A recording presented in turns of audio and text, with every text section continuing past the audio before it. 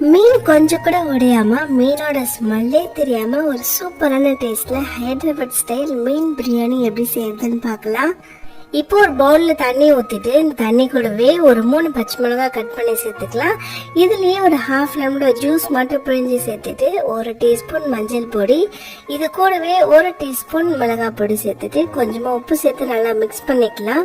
மீன் வந்துட்டு முள் இல்லாத பீஸா கட் பண்ணிட்டு சேர்த்துக்கோங்க. நல்லா கிளீன் பண்ணி சேர்த்துட்டு ஒரு 10 நிமிஷம் அப்படியே ஊற வச்சுட்டா அந்த ஸ்மெல் எல்லாமே போயிடும். இப்போ இன்னொரு பவுல்ல 1 டீஸ்பூன் மிளகாய் பொடி, 1 டீஸ்பூன் தனியா பொடி, ஒரு 1/4 டீஸ்பூன் மஞ்சள் பொடி, 1/2 டீஸ்பூன் கரம் மசாலா சேர்த்துட்டு இது கூட 1 டேபிள் ஸ்பூன் குழம்பு மிளகாய் பொடி, கொஞ்சமா உப்பு சேர்த்துட்டு 1/2 லெமனோட ஜூஸ் சேர்த்துட்டு கொஞ்சமா தண்ணியும் சேர்த்து நல்லா மிக்ஸ் பண்ணி எடுத்துக்கலாம். மசாலா எல்லாம் நல்லா ரெடி ஆனதும் இது கூட ஒரு 10 நிமிஷம் கழிச்சு நம்ம மீனை ஊற வச்சிருந்தோம்ல அந்த மீன் எடுத்துட்டு இந்த மசாலா கூட சேர்த்துட்டு நல்லா மேரினேட் பண்ணி எடுத்துக்கலாம். நான் இன்னைக்கு வஞ்சர மீன் தான் சேர்த்துருக்கேன். இப்போ பேன்ல கொஞ்சமா எண்ணெய் சேர்த்துட்டு எண்ணெய் சூடானதும் நம்ம மேரினேட் பண்ணி வச்சிருக்க மீன் பீஸ் எல்லாத்தையுமே லைட்டா அப்படியே போட்டு எடுத்துருங்க. இது ரொம்ப டீப் ஃப்ரை ஆக்க கூடாது. ஒரு 50% வந்தாலே போதும். அந்த அளவுக்கு வெந்ததும் அதை அப்படியே எடுத்து பிளேட்ல வச்சிடணும்.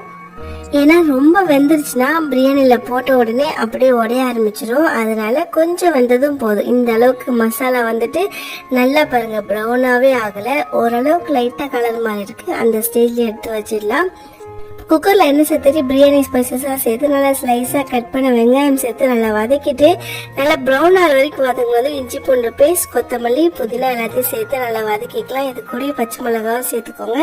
1 டேபிள் ஸ்பூன் தயிர், லெமன் சேர்த்துட்டு இது கூட 1 தக்காளி கட் பண்ணி சேர்த்துட்டு அது கூடவே 1 டீஸ்பூன் மிளகாய் பொடி, 1/2 டீஸ்பூன் கரம் மசாலா, கொஞ்சமா உப்பு, இது மட்டும் நல்லா வதக்கி தக்காளில மேஷ் ஆனதும் இது கூட 1 கப் பாஸ்மதி ரைஸ்க்கு 1.5 கப் அளவு தண்ணி சேர்த்திருக்கேன். தண்ணி நல்லா கொதிக்கும் போது ஒரு 1/2 hour ஊற வச்ச ரைஸ் இது கூட சேர்த்துட்டு லைட்டா மிக்ஸ் பண்ணிட்டு தண்ணி கொஞ்சம் ட்ரை ஆகும் போது நம்ம ஃப்ரை பண்ணி வச்சிருந்த மீன் பீஸ் எல்லாத்தையுமே சேர்த்துட்டு லைட்டா ஒரு கலரை கிளறிட்டு மேல கொஞ்சமா புதினா சேர்த்து மூடி போட்டு வெயிட் போட்டு ஒரு 10 நிமிஷம் அப்படியே தம்மிலே வச்சிருங்க. ரைஸும் சாஃப்டா வெந்திருக்கும், மீனும் சூப்பரா வெந்து உடையாம செம்மையா ரெடி ஆயிடுச்சு. இதுக்கு மேலே நான் ஃபிஷ் பிரியாணி எல்லாம் செஞ்சதும் இல்லை சாப்பிட்டதும் இல்லை அப்படின்றவங்க கண்டிப்பா இந்த மாதிரி ட்ரை பண்ணி பாருங்க. வேற லெவல் டேஸ்ட்ல இருக்கும். ஃப்ரீயா இருக்கப்போ ட்ரை பண்ணிட்டு கமெண்ட் பண்ணுங்க.